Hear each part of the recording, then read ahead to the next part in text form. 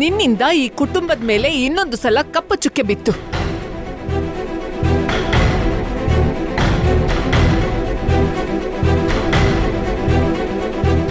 ನಿನ್ನಿಂದ ನಾವೆಲ್ಲರೂ ಮತ್ತೊಂದ್ಸಲ ಪೊಲೀಸರ ಎದುರಿಗೆ ತಲೆ ತಗ್ಗಿಸ್ಕೊಂಡು ನಿಂತ್ಕೊಳ್ಳೋ ಪರಿಸ್ಥಿತಿ ಬಂತು.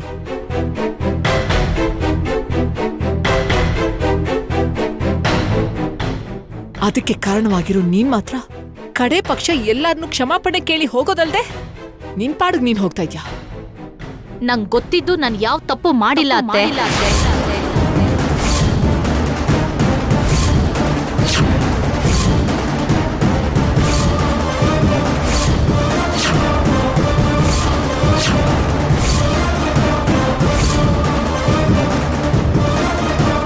ನೋಡ್ದ್ಯಾಕ? ನೋಡ್ದಾ? ಇವಳಿಗೆ ಎಷ್ಟು ಅಹಂಕಾರ ಇದೆ ಅಂದ್ರೆ ತಾನೇ ಈ ಮನೆಗೆ ಮಹಾರಾಣಿ ಅನ್ಕೊಂಡಿದ್ದಾಳೆ. ತಾನ್ ತಪ್ಪು ಮಾಡಿದ್ದಲ್ದೆ ನಿನ್ ಮುಂದೆನೆ ತಲೆ ಎತ್ತಿ ಹೆಂಗ್ ಮಾತಾಡ್ತಾಳ ನೋಡು.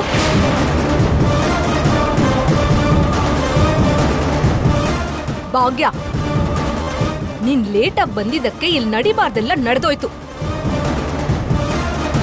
ನಿನ್ ನಿರ್ಲಕ್ಷ್ಯದಿಂದ ನಂದನ್ ಕುಟುಂಬದ ಮೇಲೆ ಇನ್ನೊಂದು ಕರಿಮಚ್ಚೆ ಬೀಳ್ತಿತ್ತು.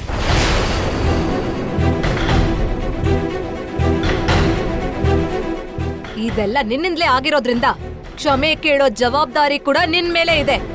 ಚಿಕ್ಕತ್ತೆ, ನಾನ್ ತಪ್ಪು ಮಾಡಿದೀನಿ ಅನ್ಸಿದ್ರೆ ತಲೆ ತಗ್ಸೋಕೆ ಯೋಚನೆ ಮಾಡಲ್ಲ. ಬಲ್ವಂತವಾಗಿ ತಲೆ ಬಗ್ಸೋಕ್ ನೋಡಿದ್ರೆ ನಾನು ಎದುರುತ್ರ ಕೊಡ್ಲೇಬೇಕಾಗತ್ತೆ.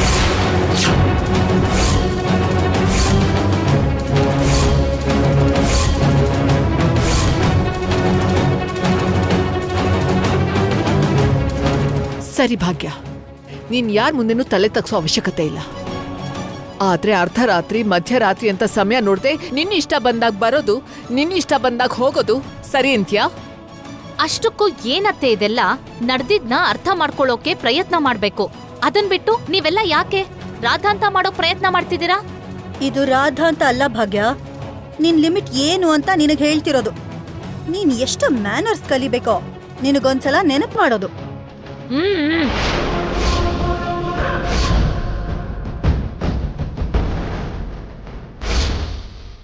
ನನ್ ಲಿಮಿಟ್ ಬಗ್ಗೆ, ನಾನ್ ನಡ್ಕೋಬೇಕಾದ ಪದ್ಧತಿ ಬಗ್ಗೆ ನನಗ್ ಗೊತ್ತು.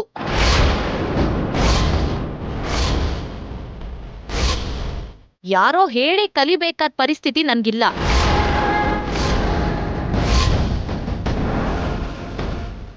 ಇವತ್ತು ನನ್ ಬಾಸ್ ನನಗ್ ತುಂಬಾ ಕೆಲ್ಸ ಕೊಟ್ರು.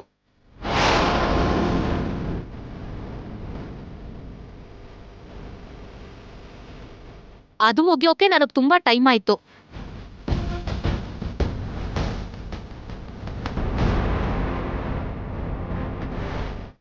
ಅದ್ರ ಮಧ್ಯೆ ನನ್ ಫೋನ್ ಸ್ವಿಚ್ ಆಫ್ ಕೂಡ ಆಯ್ತು. ಅಂದ್ಕೊಳ್ದೆ ನಡೆದಿದ್ನ ಅರ್ಥ ಮಾಡ್ಕೊಳ್ಳೋಕೆ ಪ್ರಯತ್ನ ಪಡಿ. ನೋಡ್ದಕ್ಕ, ಮಾತಿಗ್ ಮಾತ್ ಹೇಗ್ ಉತ್ತರ ಕೊಡ್ತಿದ್ದಾಳೆ ಅಂತ. ಮನಸ್ಸು ಅರ್ಥ ಆಗದೆ ಇರೋ ಪರಿಸ್ಥಿತಿ ಇದ್ದಾಗ ಮಾತಿಗ್ ಮಾತು ಉತ್ತರ ಕೊಡೋ ಪರಿಸ್ಥಿತಿ ಬಂದೇ ಬರುತ್ತೆ ಚಿಕ್ಕತ್ತೆ. ಅಲ್ಲ, ಇದೆಲ್ಲ ಯಾಕೆ? ನೀನ್ ಎಲ್ಲಿ ಕೆಲಸ ಮಾಡ್ತಾ ಇದೀಯಾ ಅದನ್ನ ಹೇಳು. ನಾಳೆ ಮತ್ತೆ ಯಾವಾಗ್ಲಾದ್ರೂ ಇಂಥ ಪರಿಸ್ಥಿತಿ ಎದುರಾದ್ರೆ ಕಡೆ ಪಕ್ಷ ನಾವ್ ನಿನ್ನ ಕರೆಯೋಂಥ ಅವಕಾಶನಾದ್ರೂ ಇರತ್ತೆ. ನೀನ್ ಎಲ್ಲಿ ಕೆಲಸ ಮಾಡ್ತಾ ಇದೆಯೋ ಅಲ್ಲಿಗೆ ಪೊಲೀಸ್ ಅವ್ರನ್ನ ಕಳಿಸುವಂತ ಅವಕಾಶನಾದ್ರೂ ಇರತ್ತೆ. ಹೇಳು ಭಾಗ್ಯ, ಎಲ್ಲಿ ಕೆಲಸ ಮಾಡ್ತಿದ್ಯಾ?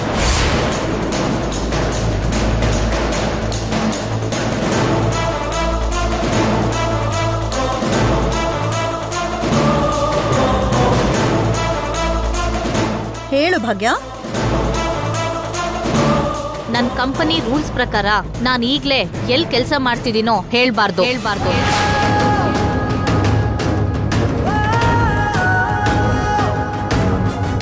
ದಯವಿಟ್ಟು ಪದೇ ಪದೇ ಅದನ್ನೇ ಕೇಳಿ ನನಗ್ ಕಷ್ಟ ಕೊಡ್ಬೇಡಿ. ಮಾಮ್ ಕೇಳಿದ್ರಲ್ಲಿ ತಪ್ಪೇನಿದೆ ಭಾಗ್ಯ? ನೀನ್ ಎಲ್ ಕೆಲಸ ಮಾಡ್ತೀಯ ಅಂತ ಹೇಳಿದ್ರೆ ಸಮಸ್ಯೆ ಬಗೆಹರಿಯತ್ತಲ್ವಾ?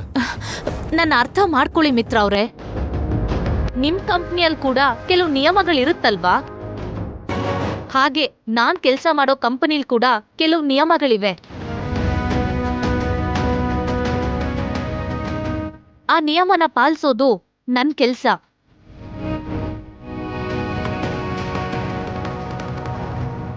ನೀನ್ ಹೀಗೆಲ್ಲ ಕೇಳಿದ್ರೆ ಹೇಳಲ್ಲ ಭಾಗ್ಯ. ಅದ್ ಹೇಗ್ ತಿಳ್ಕೊಬೇಕೋ ಅದ್ ನಂಗೆ ಚೆನ್ನಾಗ್ ಗೊತ್ತು. ನಿನ್ ಬ್ಯಾಗನ್ ಚೆಕ್ ಮಾಡಿದ್ರೆ ಅದ್ರಲ್ಲಿ ಯಾವ ಕಂಪ್ನಿ ID ಕಾರ್ಡು, ಫೈಲು ಅಂತ ಎಲ್ಲ ಗೊತ್ತಾಗ್ಬಿಡುತ್ತೆ.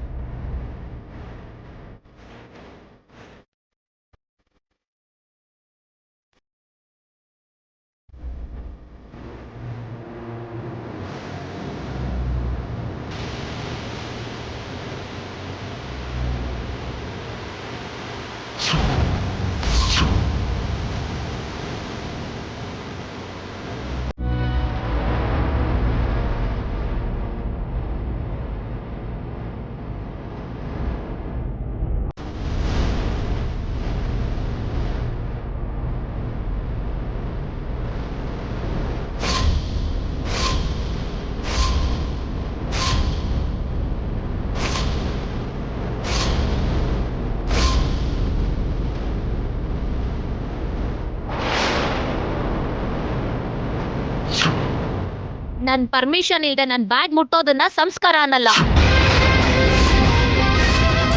ಹಿಂದೆ ಹೋಗೋ.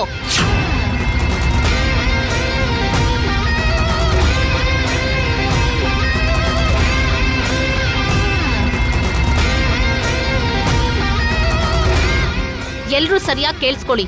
ನಾನ್ ಎಲ್ ಕೆಲಸ ಮಾಡ್ತೀನಿ, ಯಾರ ಹತ್ರ ನಾನು ಸಂಬಳ ತಗೋತೀನಿ ಅನ್ನೋ ವಿಷಯನ ಹೇಳೋ ಅಗತ್ಯ ಬಂದಾಗ ಹೇಳ್ತೀನಿ. ಅಲ್ಲಿವರೆಗೂ ನನ್ನ ಈ ವಿಷಯದಲ್ಲಿ ಏನು ಕೇಳ್ಬೇಡಿ. ಅಲ್ಲ ನಿಂಗೆ ಎಷ್ಟು ಕೊಬ್ಬಿದೆ ಅಂತ ಹೀಗೆಲ್ಲ ಮಾತಾಡ್ತಿದ್ಯಾ? ಸಾಕು ನಿಲ್ಲಿಸ್ತೀಯಾ?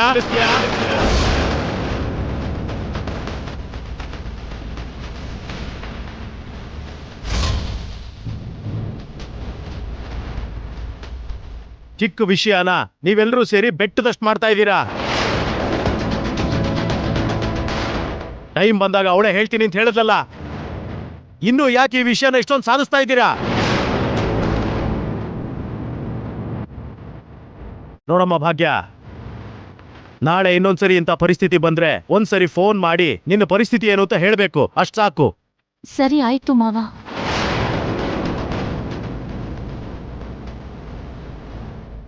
ಎಲ್ಲ ಕೇಳಿ, ಇನ್ಮೇಲೆ ಈ ವಿಷಯದ ಬಗ್ಗೆ ಯಾವುದೇ ಚರ್ಚೆಗಳು ವಾದಗಳು ನಡೆಯೋದಕ್ಕೆ ಅವಕಾಶ ಇಲ್ಲ. ಎಲ್ಲ ನಿಮ್ ರೂಮ್ಗೆ ಹೋಗಿ ಹೋಗಿ.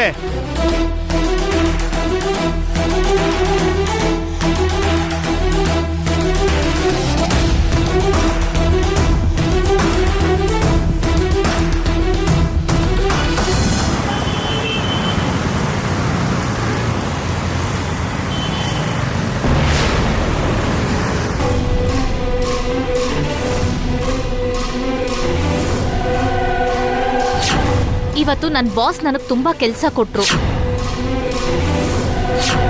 ಅದು ಮುಗಿಯೋಕೆ ನನಗ್ ತುಂಬಾ ಟೈಮ್ ಆಯ್ತು.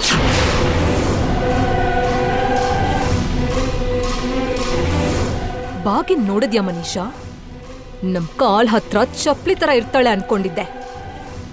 ಹೋದ್ರೆ ನಮ್ ನೆತ್ತಿ ಮೇಲೆ ಏರಿ ತಯ್ಯ ತಕ್ಕಂತ ಕುಣಿತಾಳಂತ ಈಗ ಭಯ ಆಗ್ತಿದೆ. ನಾವ್ ಅಷ್ಟೊಂದೆಲ್ಲ ಹೆದರ್ಕೊಳ್ಳೋ ಅವಶ್ಯಕತೆ ಇಲ್ಲ ಆಂಟಿ.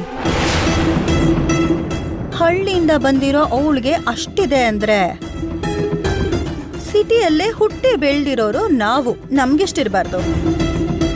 ಅಷ್ಟು ಕಾನ್ಫಿಡೆನ್ಸ್ ಇರೋಳು ಯಾವ್ದ್ರ ಬಗ್ಗೆ ಅಷ್ಟು ಡೀಪ್ ಆಗಿ ಯೋಚನೆ ಮಾಡ್ತಿದ್ದೆ? ಏನಿಲ್ಲ ಆಂಟಿ, ಭಾಗ್ಯ ಆವಾಗ್ಲೇ ಒಂದ್ ಮಾತು ಹೇಳಿದ್ಲು, ಅದ್ರ ಬಗ್ಗೆನೇ ಯೋಚನೆ ಮಾಡ್ತಿದ್ದೆ. ಏನಂದ್ಲು? ಆಫೀಸಲ್ಲಿ ಅವಳ ಬಾಸ್ ತುಂಬಾ ಕೆಲ್ಸ ಕೊಟ್ರಂತೆ, ಅದನ್ನ ಮುಗಿಸೋ ಅಷ್ಟೊತ್ತಿಗೆ ಲೇಟ್ ಆಯ್ತಂತೆ. 2-3 ದಿನದ ಹಿಂದೆ ಜಾಯಿನ್ ಆಗಿರೋ ಭಾಗ್ಯಂಗೆ ಇಷ್ಟು ಬೇಗ ಅಷ್ಟು ಕೆಲ್ಸ ಹೇಗ್ ಕೊಡ್ತಾರೆ? ಏನೋ ಮಾಡಿದ್ದೆ ಮಾಡಿ ಹೇಳಿದ್ದೆ ಹೇಳಿ ಭಾಗ್ಯ ಏನೇನೋ ಕೆಲ್ಸ ಮಾಡ್ತಾಳಲ್ಲ. ಇವಳು ಮಾಡೋ ಕೆಲ್ಸನ ಮೆಚ್ಕೊಂಡು ಅವಳ ಬಾಸ್ ಅಷ್ಟು ಕೆಲ್ಸ ಕೊಟ್ಟಿರಬಹುದು. ನಮ್ಮ ಆಫೀಸಲ್ಲಿ ಕೂಡ ಸರಿಯಾಗಿ ಹೀಗೆ ಆಯ್ತು ಆಂಟಿ. ಹೇಗೆ? ಹೊಸದಾಗಿ ಜಾಯಿನ್ ಆಗಿರೋ ಒಬ್ಳು ಹುಡುಗಿಗೆ ಇವತ್ ಸ್ವಲ್ಪ ನಾನು ಜಾಸ್ತಿನೇ ವರ್ಕ್ ಕೊಟ್ಟು ಬಂದಿದ್ದೆ. ಆ ಇನ್ಸಿಡೆಂಟ್ ಭಾಗ್ಯ ಹೇಳಿರೋ ಇನ್ಸಿಡೆಂಟ್ ತುಂಬಾ ಸಿಮಿಲರ್ ಆಗೇ ಇದೆ. ಹಾಗಂದ್ರೆ ಏನು ಮನೀಷಾ? ಭಾಗ್ಯನೇ ತನ್ ಗೆಟಪ್ ನ ಚೇಂಜ್ ಮಾಡ್ಕೊಂಡು ಮಿತ್ರ ಆಫೀಸ್ಗೆ ಜಾಯಿನ್ ಆಗಿದ್ದಾಳಂತನಾ? ಒಬ್ರೇ ಅಲ್ಲದೆ ಇರಬಹುದೇನೋ, ಆದ್ರೆ ಒಂದೇ ತರ ಇನ್ಸಿಡೆಂಟ್ಸ್ ಒಂದೇ ದಿನದಲ್ಲಿ ನಡೆಯಕ್ ಹೇಗ್ ಸಾಧ್ಯ? ಮನೀಷಾಗ್ ಯಾಕೋ ಅನುಮಾನ ಶುರುವಾಗಿದೆ. ನಾನು ಇನ್ಮೇಲೆ ಇನ್ನೂ ಹುಷಾರಾಗಿರ್ಬೇಕು. ನೋಡು ಮನೀಷಾ, ಈಗ ನಾವು ಯೋಚನೆ ಮಾಡ್ಬೇಕಾಗಿರೋದು ಕೆಲ್ಸಕ್ ಬರ್ದಿರೋ ಇಂಥ ವಿಷಯದ ಬಗ್ಗೆ ಅಲ್ಲ, ಈ ಮನೇಲಿರೋ ಭಾಗ್ಯ ಇಂದ ಎಷ್ಟು ಬೇಗ ಕಳಿಸ್ಕೋಬೇಕೋ ಅನ್ನೋ ವಿಷಯದ ಬಗ್ಗೆ. ಹೌದಾ ಆಂಟಿ? ಇವಾಗ ತಾನೇ ಚಿಗುರ್ಕೊಂಡಿರೋ ಒಂದ್ ಚಿಕ್ಕ ಗಿಡ ಅಲ್ವಾ, ಕಿತ್ತಿ ಎಸೆಯೋಣ ಅಂತ ಅನ್ಕೊಂಡೆ. ಆದ್ರೆ ಭಾಗ್ಯ ದಿನ ದಿನಕ್ಕೂ ಒಂದ್ ಮಹಾವೃಕ್ಷದ ಥರ ಇಲ್ಲೇ ಬೇರೂರ್ಬೇಕು ಅಂತ ನೋಡ್ತಿದ್ದಾಳೆ. ಭಾಗ್ಯ ಮಹಾವೃಕ್ಷ ಆಗೋದ್ರೊಳಗೆ ಅವಳನ್ನ ಬೇರಿನ ಸಮೇತ ಕಿತ್ತಿ ಎಸಿಬೇಕು. ಎಸ್ ಮನೀಷಾ, ನೀನು ಅದ್ರ ಬಗ್ಗೆ ಯೋಚನೆ ಮಾಡು.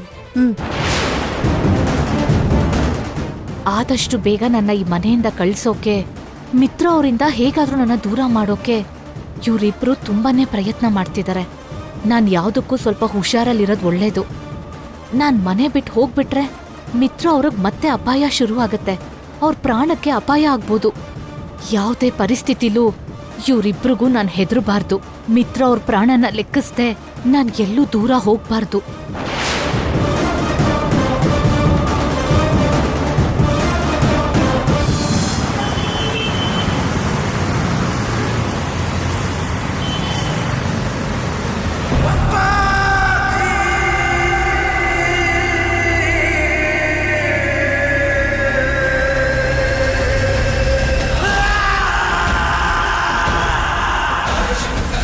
ಮನಸ್ಸು ಪೂರ್ತಿಯಾಗಿ ಕುಡಿದು ಎಷ್ಟು ದಿವಸ ಆಯ್ತು ಗೊತ್ತಾ? ಅಲ್ವೋ, ಇಷ್ಟು ದಿನ ಎಲ್ಲೋ ಹೋಗಿದ್ದೆ? ಏನೋ ಮಾಡೋದು, ಎಲೆ ಮರೆ ಕಾಯ್ತರ ಯಾರಿಗೂ ಗೊತ್ತಾಗದೇ ಇರೋ ರೀತಿಲಿ ಬದುಕ್ತಿದ್ದೀನಿ. ಯಾರ ಕೈಗೂ ಸಿಗದ ಹಾಗೆ ಓಡಾಡ್ತಿದ್ದೀನಿ. ಏನೋ ನಿನ್ ಲೈಫ್ ಹಿಂಗಾಗೋಯ್ತು? ಭಾಗ್ಯಂಗೋಸ್ಕರ ಮಿತ್ರನ ದೂರ ಮಾಡಬೇಕು ಅಂತ ಅನ್ಕೊಂಡೆ. ಗೊತ್ತಾಗ್ದೇನೆ ಮಿತ್ರನ್ಗೆ ಚಾಕುನಲ್ಲಿ ಚುಚ್ಬಿಟ್ಟೆ. ಗೊತ್ತಲ್ಲ, ಅವತ್ತಿಂದ ಪೊಲೀಸ್ನವ್ರ ಕೈಗೆ ಎಲ್ಲಿ ಸಿಗಾಕೊಂಡ್ಬಿಡ್ತೀನೋ ಅಂತ ತಪ್ಪಿಸ್ಕೊಂಡು ಓಡಾಡ್ತಾ ಇದ್ದೀನಿ. ಏಯ್, ಆಕಾಶಕ್ಕೆ ಏಣಿ ಹಾಕಿದ್ರೆ ಹಾಗೆ ಆಗತ್ ಕಣ. ಹೊಟ್ಟೆ ತುಂಬ ತಿನ್ನಕ್ಕಾಗಲ್ಲ, ಕಣ್ ತುಂಬ ನಿದ್ರೆ ಬರಲ್ಲ. ಕೊನೆಗೆ ಈ ಥರ ಫ್ರೆಂಡ್ ಜೊತೆ ಇರೋಕ್ಕಾಗಲ್ಲ ಕಣ.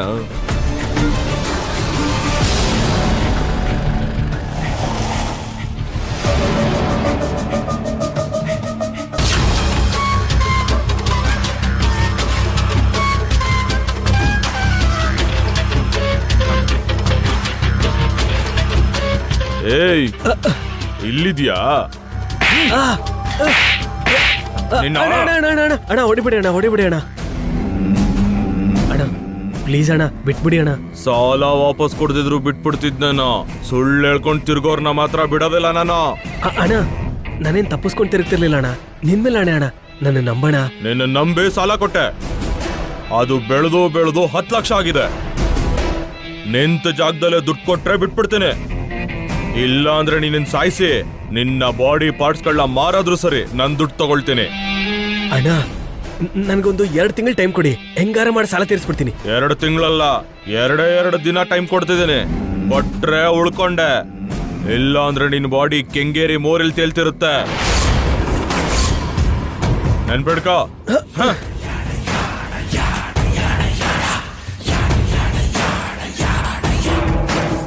ಏ ಜಗದೀಶ್, ಅವ್ ನಿಜವಾಗ್ಲೂ ಹೇಳ್ದಂಗೆ ಮಾಡ್ತಾನ್ ಕಣೋ. ಅಷ್ಟು ದುಡ್ಡು ಎಲ್ಲಿಂದ ತರ್ತೀಯೋ? ಅದನ್ನೇ ಯೋಚನೆ ಮಾಡ್ತಿದ್ದೀನಿ. ಈ 10 ಲಕ್ಷ ಸಾಲ ತೀರ್ಬೇಕು ಅಂದ್ರೆ ಅನಸೂಯ ಆಂಟಿ ಒಬ್ಬರೇ ನನಗೆ ದಾರಿ. ಅವ್ರನ್ನ ಹೇಗಾದ್ರೂ ಮಾಡಿ ಮೀಟ್ ಮಾಡಬೇಕು.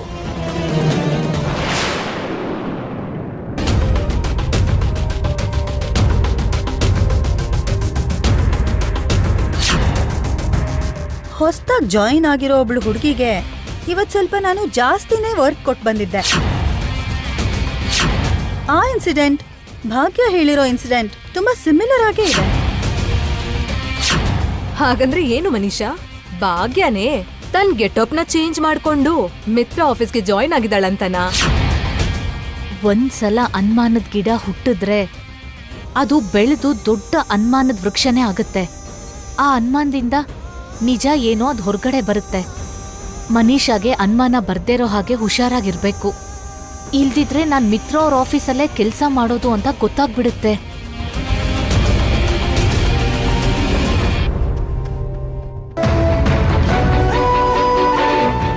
ಭಾಗ್ಯ ಯಾಕೆ ಇಷ್ಟು ಇರೆಸ್ಪಾನ್ಸಿಬಲ್ ಆಗಿ ಬಿಹೇವ್ ಮಾಡ್ತಾ ಇದ್ದಾಳೆ? ಲೇಟ್ ಆಗ್ತಿದೆ ಅಂದಾಗ ಯಾರೋ ಒಬ್ರಿಗೆ ಇನ್ಫಾರ್ಮ್ ಮಾಡಬೇಕು ತಾನೆ. ಟೈಮಿಗೆ ಬರ್ದೆ ಇನ್ಫಾರ್ಮ್ ಮಾಡ್ದೆ ಎಲ್ರಿಗೂ ಟೆನ್ಷನ್ ಕೊಟ್ಬಿಟ್ಲು. ಸಾಲ್ದೆ ಪೊಲೀಸರು ಮುಂದೆ ತಲೆ ತಗ್ಸೋ ಹಾಗೆ ಮಾಡಿದ್ಲು. ಏನು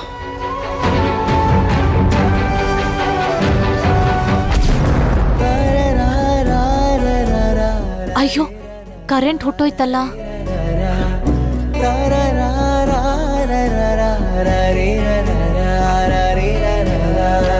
ಓ, ಫೋನ್ ಇನ್ನೂ ಸ್ವಿಚ್ ಆಫ್ ಆಗೇ ಇದೆ. ಸರಿ, ಕ್ಯಾಂಡಲ್ ಆದ್ರೂ ಹಚ್ಬೇಕು. ನೀರು ಕೂಡ ಖಾಲಿ ಆಗಿದೆ.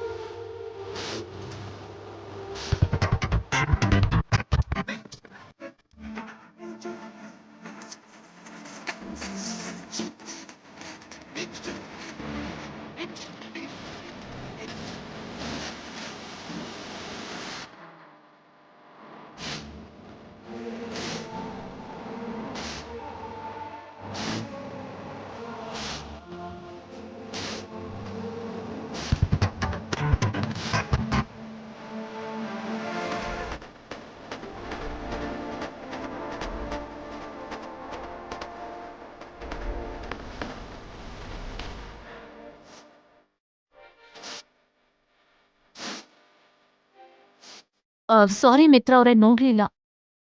ನಾನು ಕೂಡ ಸಾರಿ, ಕತ್ಲೇಲಿ ಕಾಣಿಸ್ಲಿಲ್ಲ.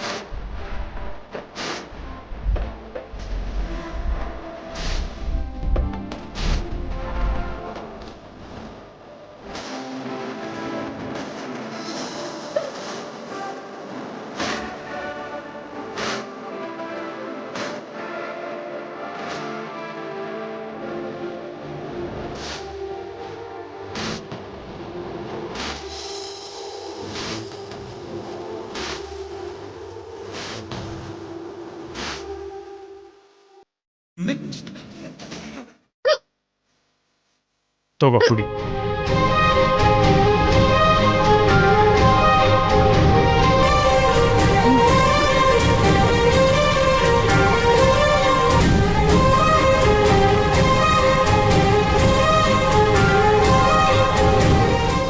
ಭಾಗ್ಯ, ನೀನ್ ಎಲ್ಲಿ ಕೆಲಸ ಮಾಡ್ತಿದ್ಯಾ ಅಂತ ಈಗಲೂ ಹೇಳಲ್ವಾ? ಹೇಳಿದ್ರೆ ಏನ್ ಮಾಡ್ತೀರಾ? ಇವತ್ತಿನ ಹಾಗೆ ಜಗಳ ಮಾಡಿ ಆ ಕೆಲ್ಸ ಹೋಗೋ ಹಾಗೆ ಮಾಡ್ತೀರಾ?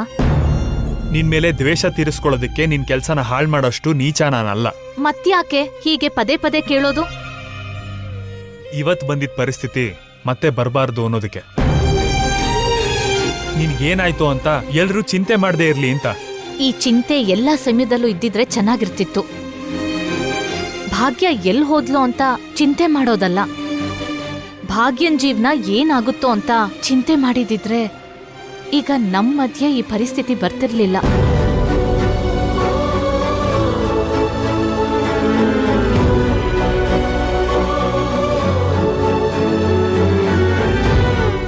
ಯಾವ ವಿಷಯನ್ ಕೇಳಿದ್ರು ಸಲೀಸಾಗಿ ಉತ್ತರ ಕೊಟ್ಬಿಡೋಳು. ಆದ್ರೆ ಈ ವಿಷಯನ್ ಕೇಳಿದಾಗ ಅವಾಯ್ಡ್ ಮಾಡ್ತಾ ಇದ್ದಾಳೆ, ಸರಿಯಾಗಿ ಉತ್ತರನೂ ಕೊಡ್ತಾ ಇಲ್ಲ. ಯಾಕೆ ಹೀಗೆ ಮಾಡ್ತಿದ್ದಾಳೆ?